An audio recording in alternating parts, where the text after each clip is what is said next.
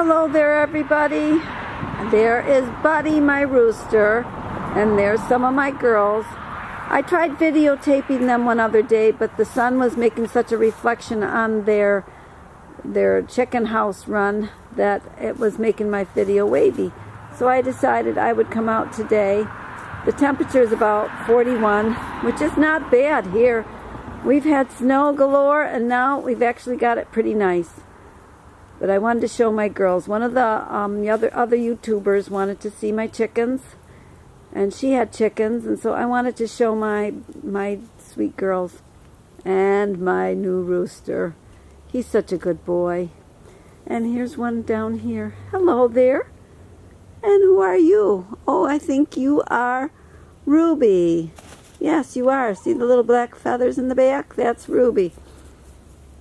Ruby was my bossy one. She was a little bit smaller than the rest, but she was pretty bossy. Okay, we're going to go inside, and I'll talk to you there. Hi there. I'm NonnaGrace. I am so glad that you came to visit. I hope you enjoyed seeing the chickens. They are the sweetest little birds and the cutest and the nicest rooster. I feel rooster can be cute. I like this rooster. When I go in to feed the chickens, he kind of steps to the side and he lets me give the girls their food, and he waits like a gentleman. And then when they are eating, then he'll join them and he'll eat some of the food too. Well, I wanted to talk a little bit about some of the foods that I do eat, because I mentioned one time that I really don't sit down at the table. Well, I do sit down and eat when I eat. I don't stand and eat. When I do eat, it's usually, like I said, I graze. I do have my cheese when I first get home from work. Then I decide when I want, because my eating time is between 4 o'clock and 7 o'clock, and then I stop because I'm really not that hungry. In fact, I have to sometimes make myself eat. I never had a real food problem. In fact, when the kids would be looking at me, I always felt like I'm a pork chop. And they were waiting for me to make something. And when I would start making some food, or even thinking about food, I would start burping. Yep, I burp a lot. I burp an awful lot. I burp worse than a sailor sometimes. If they burp, I don't know if they burp or not, but I burp really bad. But the food, just thinking of the food would make me feel full. So I would have to cook, and I would cook for quite a few people. And we would all eat together. We would sit down. We'd say grace.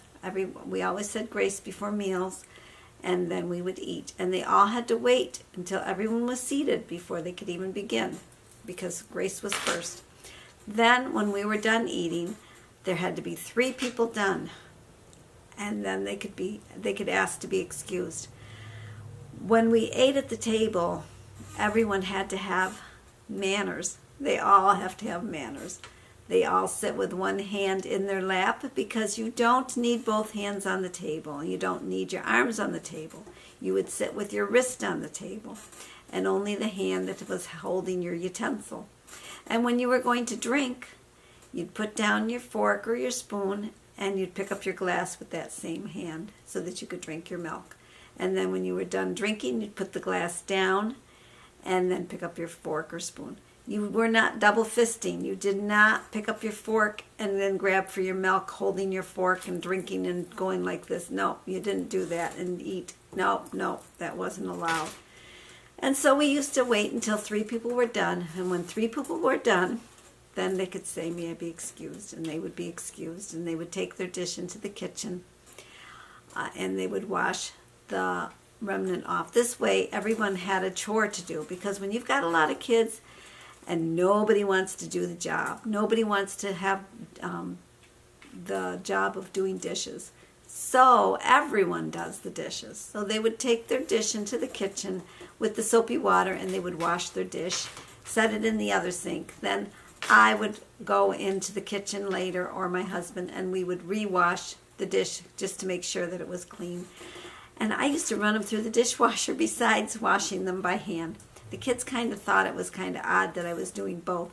But the dishwasher was basically used to sanitize so that we would eliminate a lot of germs. and this way there was less illness. I also wanted to talk about, I watch a lot of videos where people are all the time saying they want a cow. You know, I grew up in a home that did have a cow, and we had a cow. We had a goat when I was very young. We did have a lamb. The lamb used to follow us, but that was more of a pet. And we did have a pig. I remember the pig. I remember having these animals, and I remember never being able to go anywhere because somebody had to be there in the morning to milk the cow, and someone had to be there in the evening to milk the cow. This meant you didn't go very far for very long, and if you went visiting, you always had to make sure you were back home to milk the cow because they were on a schedule. If they were milked at 6 o'clock in the morning, you'd milk them again at 6 o'clock at night. And this way, the cow was happy, and the milk that it produced was there was a lot of milk. And but so we didn't travel. So people that want to live on a farm, more power to you. It's a lot of work. A lot of the videos make it look like it's a lot of fun. It is fun sometimes, but when the weather is cold, like it's cold now, to have to go out there and lock the chickens in, or to go out there and feed them, it's cold. And then you have to find a way to maintain the water to make sure the water is not going to freeze. I have a little system that is quite easy because I have mine, it's on a chimney stone, and under the chimney stone is a light bulb, and then the water container sits on top of that, and the light bulb keeps the water from freezing. I also have a thermostatically controlled outlet that I have plugged into the wall, so that when the temperatures go above 40, the light goes out. If it's below 40, the light comes on and the water stays thawed, so it doesn't freeze up into my container. But it's not fun to go out there in the winter to do this. Even to feed the cats and the dogs, if you have to go out to the barn to feed them, it's not as much fun. You've got to dress up, you got to put your boots on, you got to trudge yourself over there, and then you call the dogs or the cats, but normally they're coming when you're coming because you feed them on a regular basis. You have to feed them at the same time.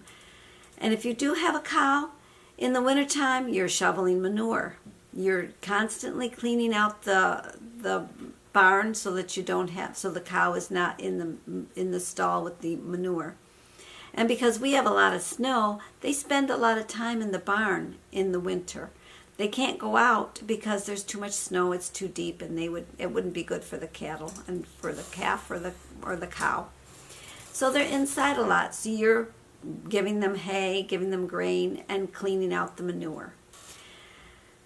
In the summer, it's a little easier because you walk them down to the pasture, and then you would have them in a certain pasture for a length of time, and then you move them on to the next pasture. And when you want to feed them, you had to call them, and they would come to the gate or to the fence where the area where the food is. You had to make sure you had water for them, but ours had a creek, so we were good. We didn't have to worry about the water situation. You just had to make sure that they had their grain, if they were going to have grain. They were raised in the pasture, so they had a lot of grass, but they always want a little grain. And in the winter, you've got grain and hay that you're going to be giving those cows. And they eat a lot, and it is a lot of work. And gardens are fun, but you have to till the ground, and sometimes your ground's not the best.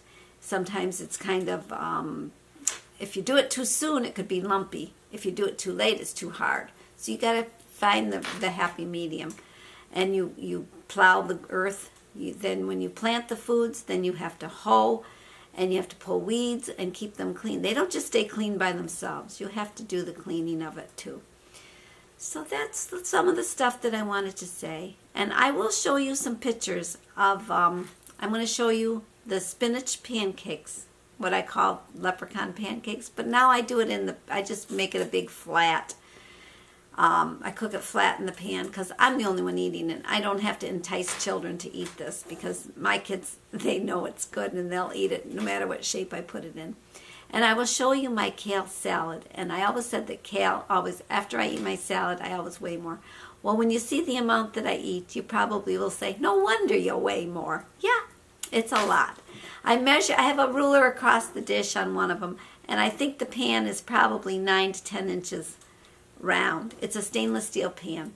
It's one that my father had made, and I have 2 of them. And I put it in that mainly because I can stir it easier if I want to mix up my toppings in there better, and the oil, the olive oil, can be blended. If I put this in a dish, it would be all over the counter or all over the table because it could never be big enough to stir and take care.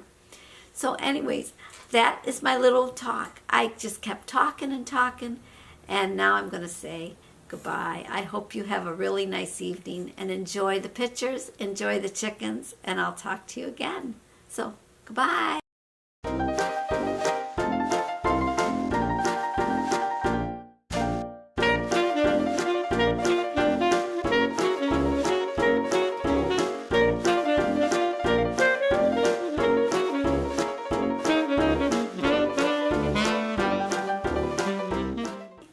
Shall I wave? Oh, yep, goodbye.